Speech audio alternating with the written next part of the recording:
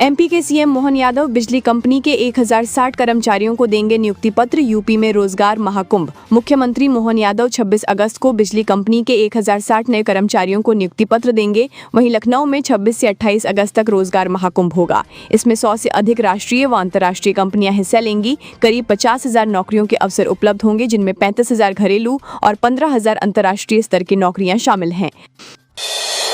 मध्य प्रदेश में आज से शुरू होगा कांग्रेस का वोट चोर गद्दी छोड़ अभियान। मध्य प्रदेश कांग्रेस आज से वोट चोर गद्दी छोड़ अभियान शुरू कर रही है। मतदाता सूची में कथित गड़बड़ी और चुनावी अनियमितताओं को लेकर ये अभियान चलाया जाएगा। जबलपुर में बड़ी रैली के साथ शुरुआत होगी। शहीद स्मारक से कलेक्टर कार्यालय तक रैली निकालकर ज्ञापन सौंपा जाएगा। पीसीसी चीफ जीतू पटवारी, उमंग सिंघार समेत वरिष्ठ नेता इसमें शामिल रहेंगे। दतिया, भिंड और रतलाम में भी कार्यक्रम होंगे। अब आसान नहीं होगी एमपी बोर्ड की 10वीं 12वीं की परीक्षा। 2026 से बदलेगा प्रश्न पत्र पैटर्न। मध्य प्रदेश माध्यमिक शिक्षा मंडल ने 10वीं 12वीं की परीक्षा का स्तर कठिन करने का निर्णय लिया है। वर्ष 2026 से नया पैटर्न लागू होगा, जिसमें सोचने, समझने और गणना आधारित प्रश्न शामिल होंगे। अब 100 में से 20 प्रश्न सीधे किताबों से नहीं बल्कि ज्ञान व अनुप्रयोग पर आधारित होंगे। कठिनाई स्तर 15% से बढ़ाकर 20% किया जाएगा। छात्रों को अच्छे अंक लाने के लिए अधिक मेहनत करनी होगी। सितंबर 2023 से नए आवेदन बंद हो गए, फिर भी बढ़ गए 42,000 लाडली बहनें। मध्य प्रदेश की लाडली बहना योजना में गड़बड़ी सामने आई है। सितंबर 2023 से नए आवेदन बंद होने के बावजूद योजना में 42,000 बहनें बढ़ गई हैं। हर महीने 1.25 करोड़ से ज़्यादा बहनों को 1250 रुपए मिलते हैं। जनवरी 2025 में करीब 1.52 लाख नाम बाहर हुए थे। 2 साल पहले से प्रक्रिया रुकी होने के बाद भी हाल के महीनों में हजारों नए नाम जुड़ने से पारदर्शिता पर सवाल उठ रहे हैं। एमपी सरकार फिर लेगी 4,800 करोड़ रुपए का कर्ज। 5 महीने में 13वीं बार कर्ज ले रही सरकार। मध्य प्रदेश की मोहन सरकार एक बार फिर से 4,800 करोड़ का कर्ज लेने जा रही है। ये कर्ज 2 किस्तों में लिया जाएगा। पहले किस्त 2300 करोड़ और दूसरी 2500 करोड़ की होगी। इससे पहले 5 अगस्त को भी 4,000 करोड़ का कर्ज लिया गया था। 5 महीने में ये 13वीं बार कर्ज होगा। कर्ज आरबीआई की इक्यूबेट सिस्टम से लिया जाएगा और ब्याज भुगतान हर 6 महीने पर करना होगा। जीएसटी सुधार से सस्ते होंगे फूड आइटम्स और हेल्थ इंश्योरेंस। सितंबर बैठक में हो सकता है बड़ा फैसला।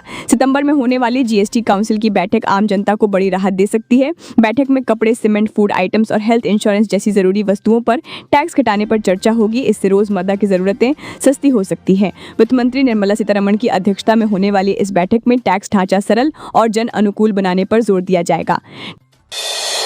ट्रंप के टैरिफ को लेकर पीएमओ में आपात बैठक शुरू हो गई है।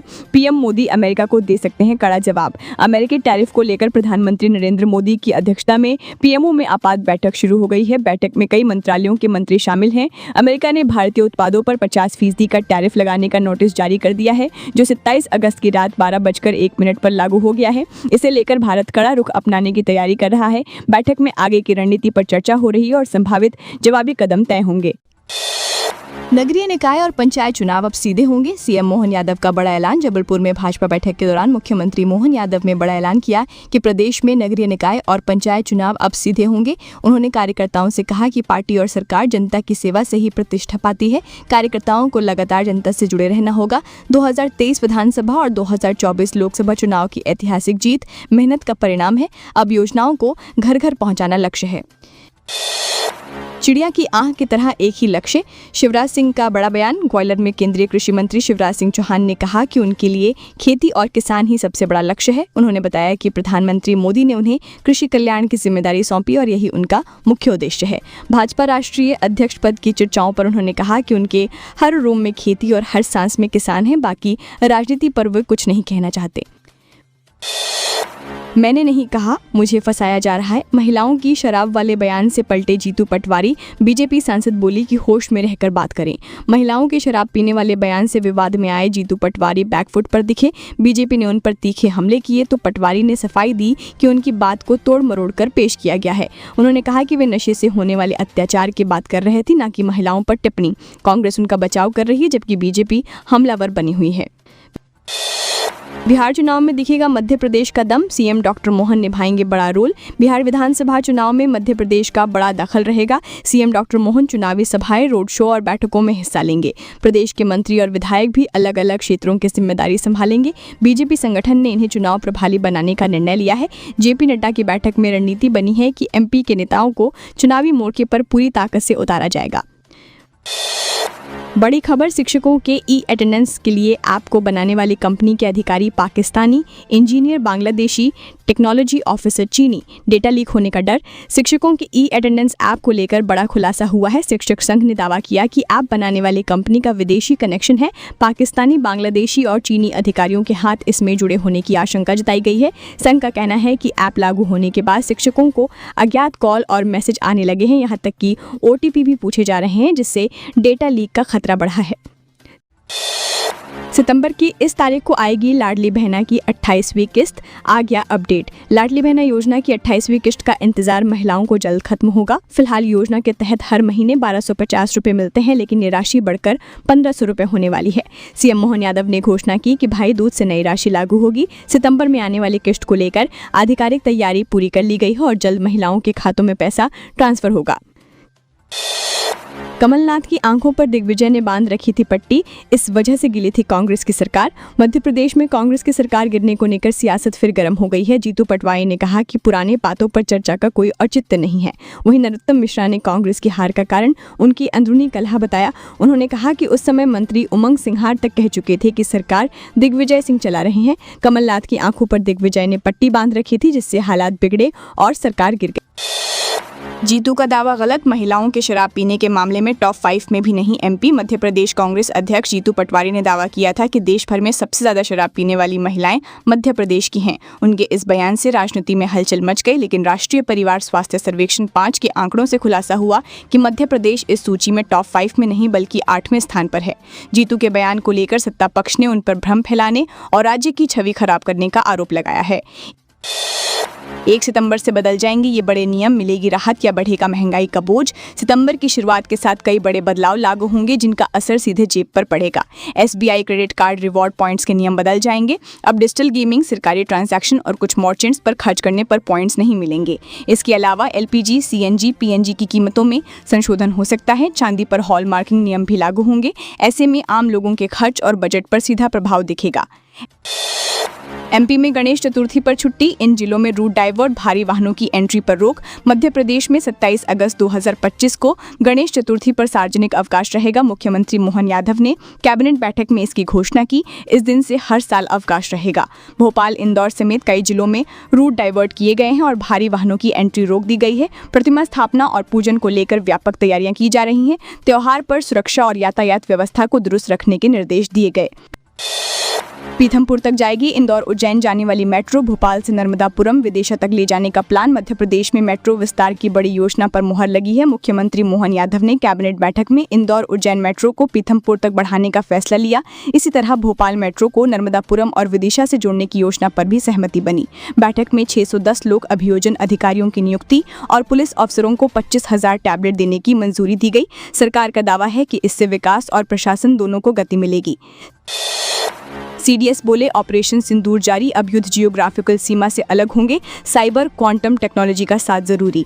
महू के आर्मी वॉर कॉलेज में रणसंवाद 2025 कार्यक्रम के शुभारंभ पर CDS जनरल अनिल चौहान ने कहा कि ऑपरेशन सिंदूर अभी भी जारी है और इसने भारतीय सेना को अहम सबक दिए हैं। भविष्य में युद्ध भौगोलिक सीमाओं तक सीमित नहीं रहेंगे, बल्कि इनमें साइबर, आर्टिफिशियल इंटेलिजेंस और क्वांटम टेक्नोलॉजी जैसी आधुनिक तकनीकें महत्वपूर्ण भूमिका निभाएंगी। उन्होंने संयुक्त प्रशिक्षण और आधुनिक संसाधनों को एक साथ लाने की जरूरत बताई। क्यों गिरा भगवान महाकाल का श्रृंगार, पुजारी को नोटिस, तय सीमा से ज्यादा भांग का इस्तेमाल बताया कारण। उज्जैन महाकाल मंदिर में भांग का श्रृंगार गिरने पर पुजारी प्रदीप गुरु को नोटिस जारी हुआ। प्रशासन ने तय सीमा से ज्यादा भांग इस्तेमाल का आरोप लगाया, जबकि पुजारी ने नमी को कारण बताया। घटना 18 अगस्त की सवारी के दौरान हुई थी। CCTV फुटेज सामने आने के बाद प्रशासक प्रथम कौशिक ने जवाब मांगा है। सरकार ने देवरी नगराध्यक्ष नेहा जैन को पद से हटाया, 3 आरोप साबित हुए। विरोध में थे खुद की पार्टी के पार्षद। सागर जिले की देवरी नगरपालिका अध्यक्ष नेहा जैन को भ्रष्टाचार और अनियमितताओं के आरोपों में पद से हटा दिया गया। भाजपा पार्षदों ने ही उनके खिलाफ शिकायत की थी। जांच में 3 आरोप सही पाए गए। विधायक ब्रिज बिहारी पटेरिया ने भी मामला विधानसभा में उठाया था। सरकार की कार्रवाई से देवरी की राजनीति में हलचल मच गई है और पार्टी पीएम मोदी के आह्वान पर एमपी में असर, गणेश उत्सव पर सैकड़ों की संख्या में लगी स्वदेशी दुकानें। प्रधानमंत्री नरेंद्र मोदी के स्वदेशी आह्वान का असर मध्य प्रदेश में देखने को मिल रहा है। गणेश उत्सव पर सैकड़ों स्वदेशी दुकानें लगाई गई हैं। लोगों ने पीएम मोदी और सीएम मोहन यादव का आभार जताया। दुकानदारों ने कहा कि अब स्वदेशी का वास्तविक अमल हो रहा है। 15 अगस्त को पीएम मोदी ने लाल किले से स्वदेशी अपनाने का संदेश दिया था। भाजपा का अभियान एमपी में सफल हो रहा है और लोग आत्मनिर्भर भारत की दिशा में कदम बढ़ा रहे हैं। 14 और 15 सितंबर को दिल्ली में रबी कॉन्फ्रेंस, केंद्रीय मंत्री शिवराज बोले, कृषि क्षेत्र में लगातार बढ़ रहा है भारत। केंद्रीय कृषि मंत्री शिवराज सिंह चौहान ने ग्वालियर में आयोजित कार्यक्रम में बताया कि 14 और 15 सितंबर को दिल्ली में रबी कॉन्फ्रेंस होगी। इसमें राज्यों के कृषि मंत्री, अधिकारी और वैज्ञानिक शामिल होंगे। उद्देश्य रबी फसलों के बेहतर उत्पादन की रणनीति बनाना है। शिवराज ने कहा कि खरीफ की तरह अब रबी में भी विकसित कृषि संकल्प अभियान चलेगा। लाभ में हुए शोध को जमीन तक ले जाकर कृषि क्षेत्र में क्रांति लाने का प्रयास होगा। सोने चांदी की कीमतों में उतार चढ़ाव जारी, जाने अपने शहर का ताज़ा रेट। त्योहारी सीजन नजदीक आते ही सोना चांदी के दाम लगातार बदल रहे हैं। आज 26 अगस्त 2025 को भारत में 24 कैरेट सोना 10,206 रुपये प्रति ग्राम, 22 कैरेट सोना 9,355 रुपये प्रति ग्राम और 18 कैरेट सोना 7,655 रुपये प्रति ग्राम पर उपलब्ध है। चांदी की कीमतों में भी उतार चढ़ाव में है। निवेशक और खरीदार दोनों के लिए ताज़ा रेट जानना जरूरी है ताकि खरीदारी के समय लाभ हानि का सही आकलन किया जा सके।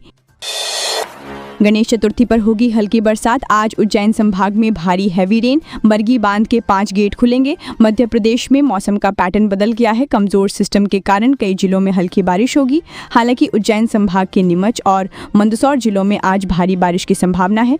गणेश चतुर्थी पर भी मौसम ऐसा ही रहने की संभावना जताई गई है। वहीं जबलपुर के बरगी बांध के 5 गेट खोले जाएंगे, जिससे नर्मदा किनारे के 4 जिलों में अलर्ट जारी है। प्रशासन ने निचले इलाकों